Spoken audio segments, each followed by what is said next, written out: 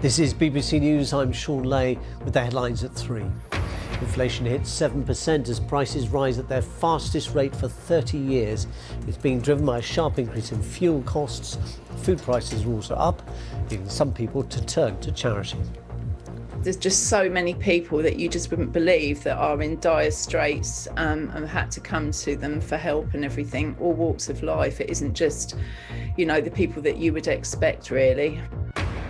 Graduates in England will pay up to 12% interest on their loans this autumn, nearly triple the current rate.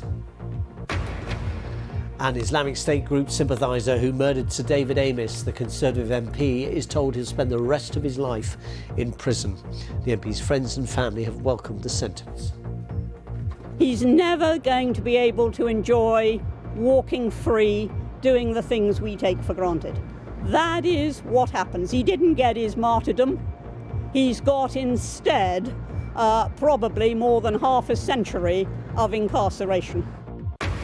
The Prime Minister and the Chancellor resist calls by the opposition to quit after both were fined for breaking lockdown rules. Only one Conservative MP has publicly told them to go.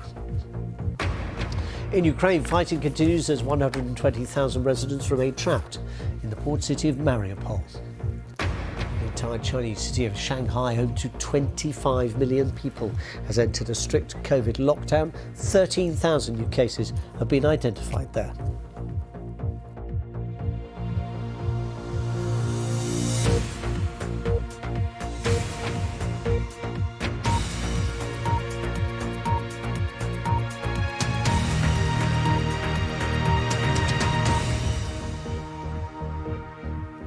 Hello, good afternoon.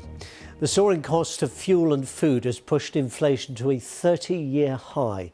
It stood at 7% in the year to March, up from 6.2% the month before.